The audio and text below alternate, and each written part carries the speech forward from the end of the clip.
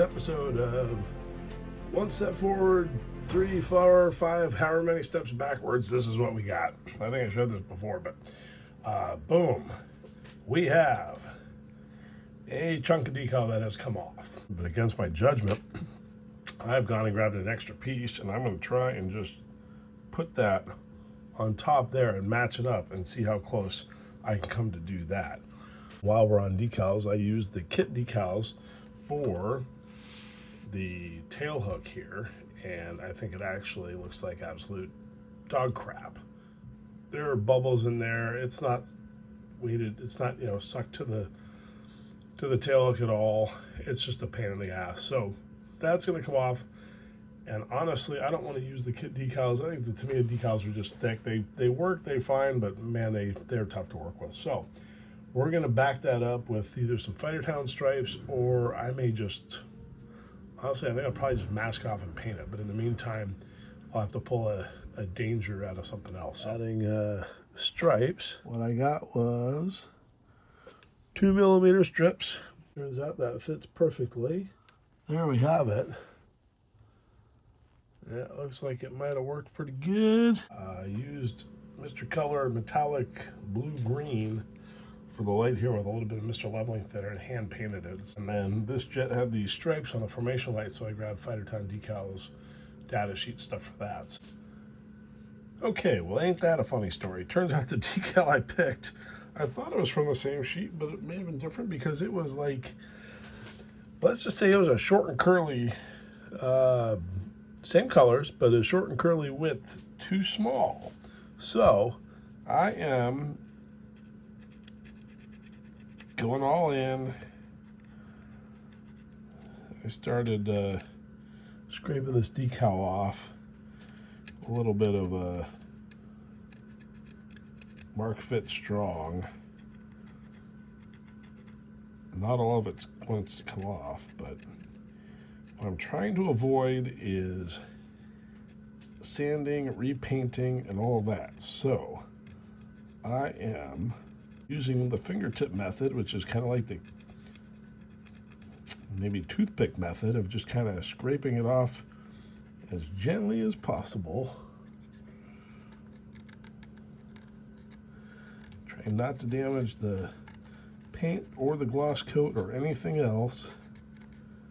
My thought was using a tool would be too hard on it.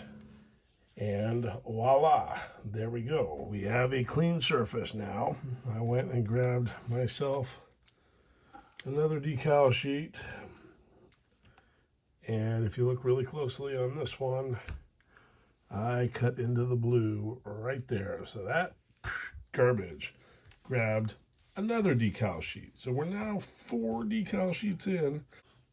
There we go. We are ready to go again. What the fuck? There is a tiny little corner right there where the blues come off.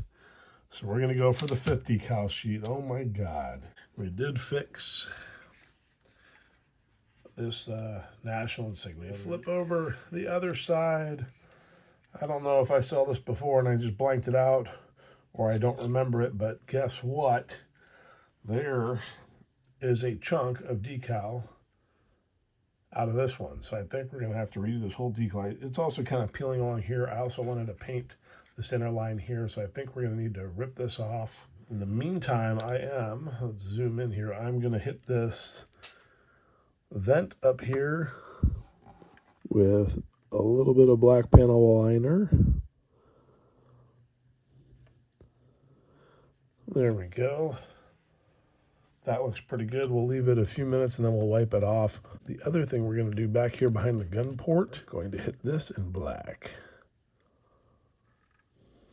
There we go. This whole airplane has a panel line wash. We're going to need to do that front fuselage. There's just a look at the top. It's honestly darker than I would have liked, but I think it'll work. We also back here have the turbine warning stripes. One thing I didn't notice is this one is Tamiya, this one is aftermarket. Red is so bright, it's kind of almost a little neon on it, where the Tamiya stuff has got that darker red, which neither one is wrong or right necessarily. It's just they look a little different. Fortunately on camera it's a little hard to see, but may need to work on those just a bit. But on the back side, here we go. A little bit more detail, and that's it. All right, we are going to move on. The hard and the fun part now are things like our wheels with the hubs, and then the landing gear, and kind of putting all these final things together, our front tires. All these things have to come together, and figure out which order is kind of, to me, the most challenging thing, because there's so many little details that have to be addressed, and sometimes doing one before the other can have an effect on what happens simply because you touch something or break something. So I think for me, the hardest part at this point in the build is figuring out what to do next. There's probably about 50 little things that all need to happen. So I think I'm just going to start, pick one. First up, though, I am going to fix this decal, and then we're going to gloss coat everything and move on to the tiny stuff. So thanks for being on this journey. Let's do another decal fix. Turns out, Tamiya Mark Fit Strong is called Strong for a reason, but I did manage to use the thumbnail and get everything off of here. While we're at it, we're going to add another new detail. I've got 0.3 rod here. It is going to slide right in here. There we go. We're going to glue that in. And now I'm going to come along with my extra fine marker.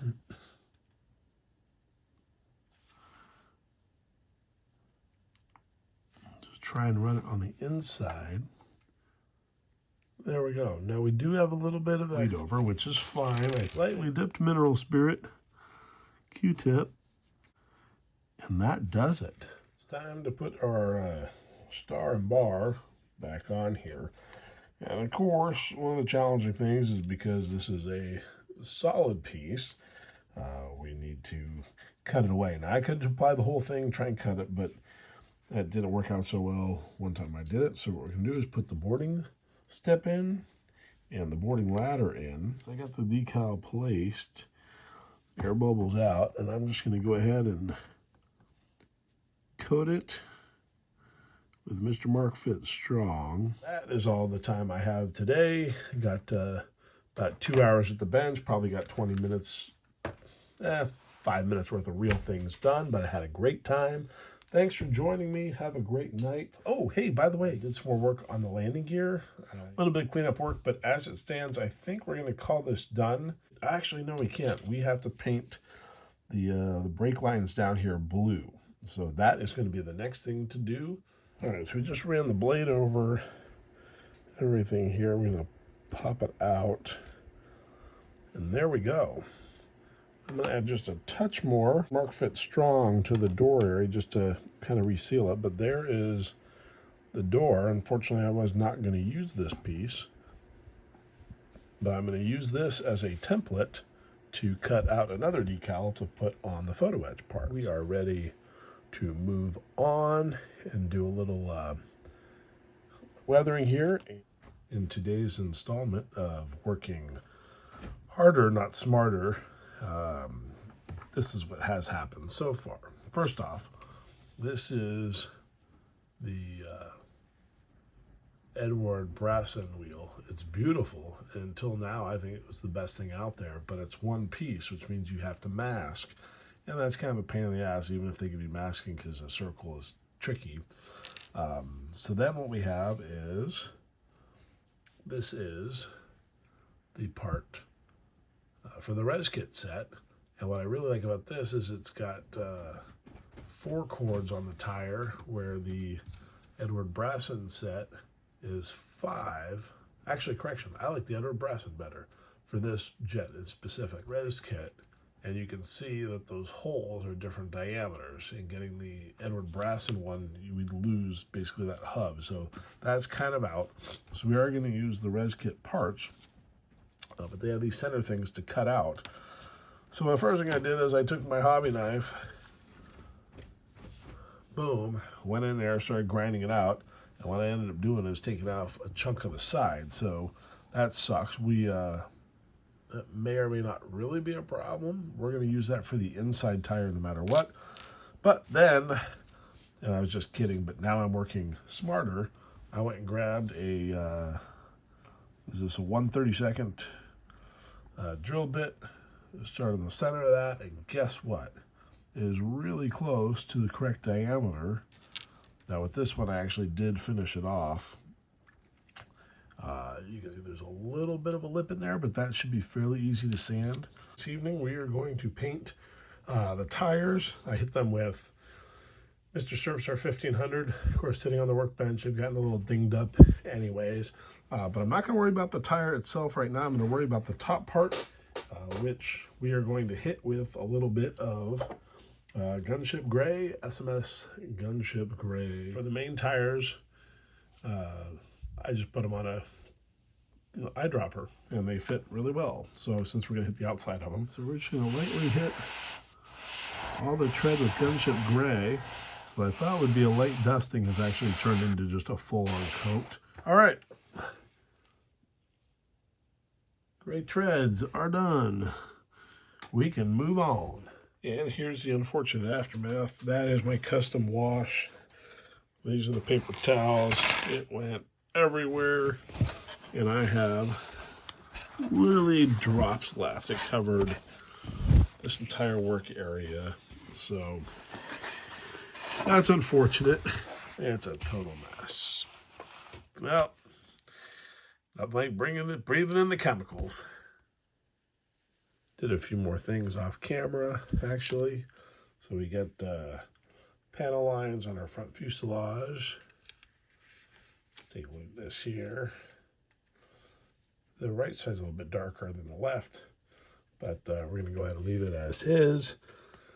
Now we're going to go ahead and add just a little bit of light dust coat. And I'm just throwing on some Mr. Weathering color. There we go. It looks pretty good there. Grab a little mineral spirit. Tamp it off, and then we're just going to tap it all around. In this case, we're just trying to make the back look and a little beat up and dusty like the real thing. And if at any point we don't like it, we just take it all the way off and start again. And then we hit a point where we say, that's good. There we go. Now, one of the cool things about being an old jet, we don't have the long pitot tube that goes up here on the nose. We have the short one. So what I have here is the Master early version. That is the short nose. And the AOA probe over here, the metal one's fine. I'm going to give that just a little bit of a dark wash. But the other one in brass is going to have to be painted. So first thing we need to do is locate our hole. Boom, right here. And you can see I didn't get the decal perfectly centered, but that doesn't really matter because we're going to drill a hole there. So we get some mini drill bits, drill through that, paint it, put it in. We got metal. It's awesome.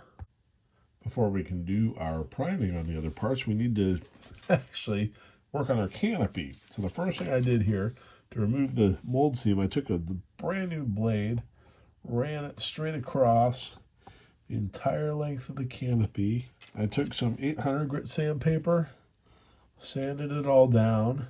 That got me some good marks. Then we took, let's say some 2000 grit, worked our way with our 2000 grit, sand that down. Now we got some 6,000 or 8,000, I'm not even sure, it might probably 8,000.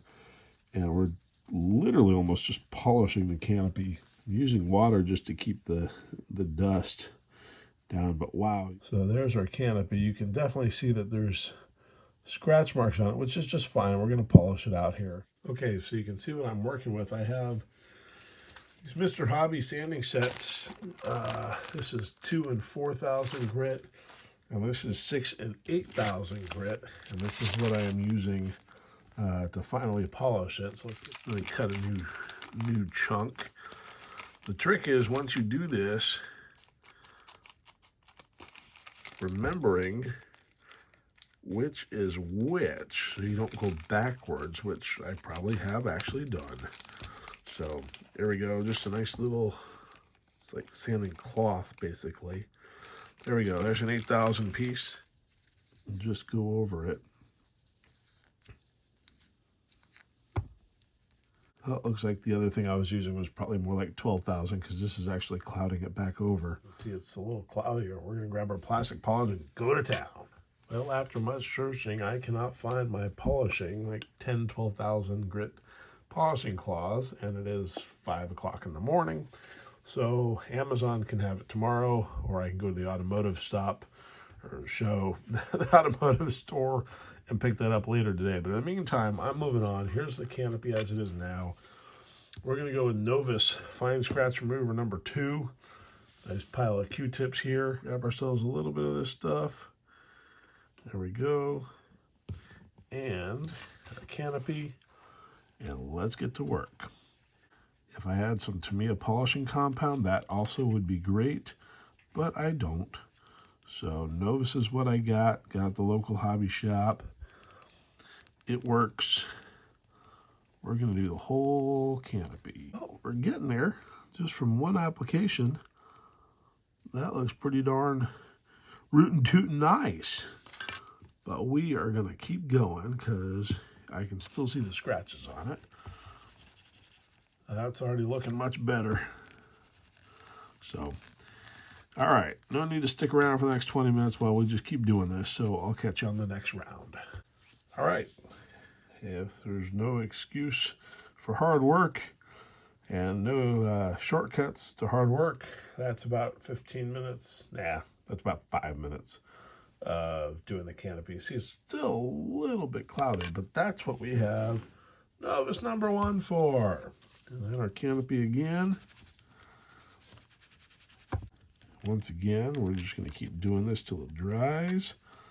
Keep buffing it. I do have a microfiber polishing cloth here, which that will we'll use that at the end as well. So this is it, folks.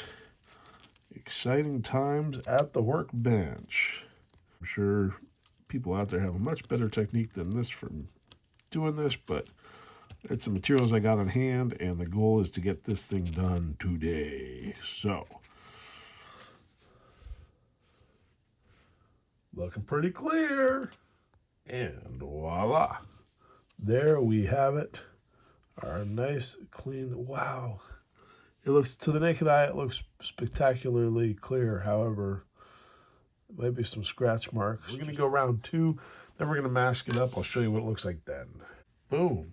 5 minutes or less, we have a masked canopy. So much nicer than spending the time trying to cut out the Tamiya masks. It's certainly way better than using vinyl. These can sit in my workshop for a while, and I don't have to worry about shrinkage like on the vinyl.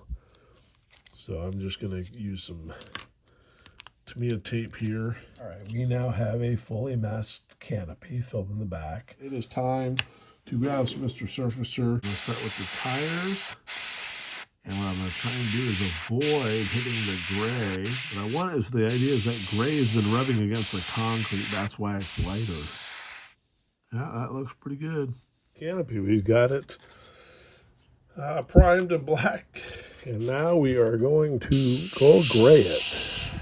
And because I painted the inside black, I'm just, I don't want to get those edges there, so I'm spraying away from the edges. Trying to be very careful. Almost every jet I've done, or every Tomcat I've done, at some point I get a little fingerprint on the rails because I hold it like this. I was able to sand it down with some 1000 grit, and if you look at it, you can't tell that there was a fingerprint there. There we go, gold gray canopy. All right, it's time to do some semi-gloss coating. This is my favorite flat right here, Galleria Acrylic Medium. But to make a semi-gloss, I take this and about 30% of the satin varnish. I would not use this as a gloss coat as itself. However, mixed together, it makes a really nice semi-gloss. And here we go.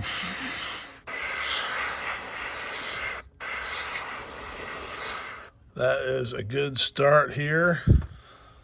Oh, I haven't been recording, so here we go. This is a semi-gloss clear coat going on. Oh, look at that. Decal just came up. Ain't that about a bitch? And that is why I like painting on these decal stripes. So adhesion, it just slides around like this. What we haven't done yet is the actual jet itself. What I'm debating right now is with the airplane, do I want to throw on the tails and do that, glue those first, or paint this thing first? So haven't decided, don't have to worry about it. I'll figure it out in a minute. This is semi-glossed. This airplane here, we got these parts here. I did the tail separate, so I just did the top part of the tail, so they are sitting and drying. Our wheels over here, our fuselage is drying over here. Kinds of extra parts. You pan across, there's our parts, the top of that wing, and then moving over here, we got our horizontal tails, our tail hook, our other parts. And I am just loving the way this looks.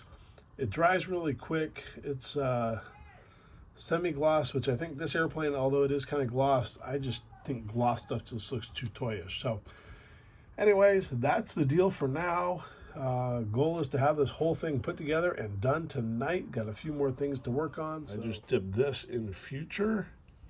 So, all right, here are the metal parts, which I did paint way back when. Nice thing is, Tamiya did these with the mounting tabs there, so we don't have to worry about painting those. These total air probes are going to be the Flying Leathernecks ones, so all we really have to worry about are the big ones here, which suck because we got to cut this off. So we're just going to do that.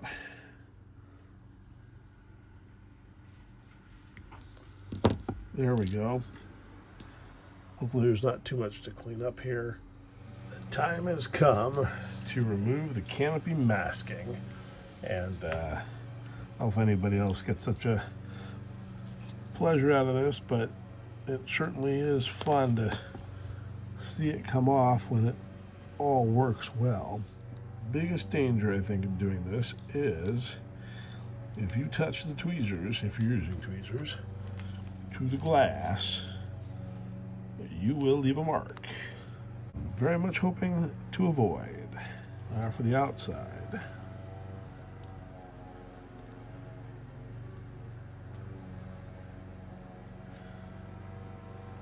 So many times on a project like this, I mask the canopy and it's weeks, months, or even longer till I see it done. In this case, we just masked this yesterday. But here we go. Clean, clear canopy. I'm going to go over that. There's always a little residue, I feel like, after I use the Novus polishes, so I'm going to go over that with a little bit more. Okay, hopefully today is finishing day, and on that note, we're going to start with a little bit of dry brushing on our tires here for the details. I've got some Model Air Vallejo just neutral gray here. Just get a tiny bit on our brush. Basically take it all off. Almost gone. Now we got way too much on here. Nice thing about this is we can take it off with some water, just wipe away the paint. All right, we just kept working at it, less and less paint, and this is how it looks now. Much better. Just not that patient, so I want to get it done quickly. There we go. That's what I'm going for. And on that note, we're good. Today's fun fact, safety tip, and tip of the day are all the same. That is, if you use this piece, this is a Edouard Brasson cockpit part that I love. I want to put in the back here. But if you put the cockpit together and then try and put this piece in, guess what? It won't go. Try different angles, try different ways. It is not possible to fit it in there once the cockpit is sealed. We're going to have to find an alternative way, which pretty much the only thing I have come up with is that it means breaking it or cutting it over here and then hiding the seam after I get it in. So you don't want to hear the bad words I'm about to utter as I cut this thing. You know what? I decided to get a little more creative. So I cut in a spot over here, because that's not going to be seen. Wedge this puppy in there. And what do you know? I actually realized I did not make the modifications to the inside of this combing when I first worked on the project. Clean up these areas in here and basically thin it out so that it fits better. So it now seats on really nicely. What we do have is these little tiny gaps, and that's just something you can't get away with or away from because of the way the rest of this piece fits. So I'm happy with it. I may come in and fill that just with a little something or other. But for now, I think that looks so much better than the stock piece while keeping just a stock cockpit really with the Quinta. So, all right, the workbench is getting crowded. Here's a look at it now. It's kind of getting a little out of control as we get close to the end. What I am going to work on here is our front landing gear, our middle parts. Yay, all right. Right now we just need one, and according to the directions, everything is the same. T1, T1. We get one of these bars here, our landing gear parts here. There we go.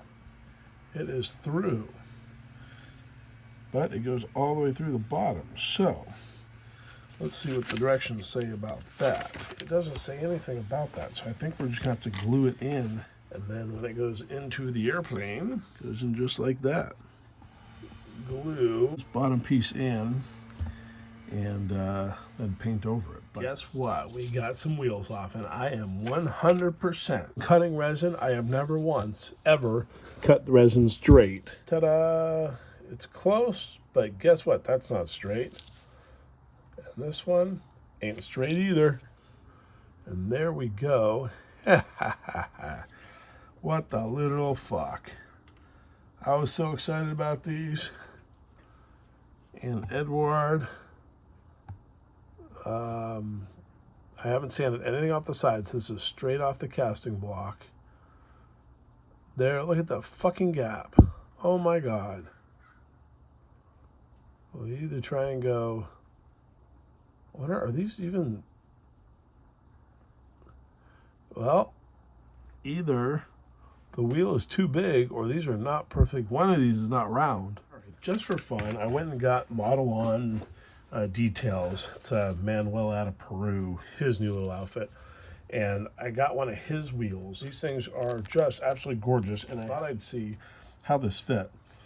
Now, we'll take our Edward Brasson part, put it in here, and look at that. That is an absolute 1000% perfect fit.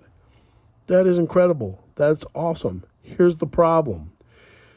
This has the wide wheels, which I don't know when these came about, but I know they were pretty prevalent starting early 90s on. The squadron I spent a lot of time with, VF-24, had most of their jets with these. I love the way this looks. A lot of these early jets, and even up till the end, had these different chords. And I had my heart set on this type of wheel, which just comes from Edward, with all the chord wheels here. Not necessarily this one here. Just for fun, let's take Model On details part and put it to the ResKit. It would need a little bit of widening to fit, which secrets out on my next projects. This is exactly probably the combination I'm going to use. So this is going to be something to think about. Now, if I put the Edward part in there, it's just so noticeable how much of a gap there is. So time to ponder.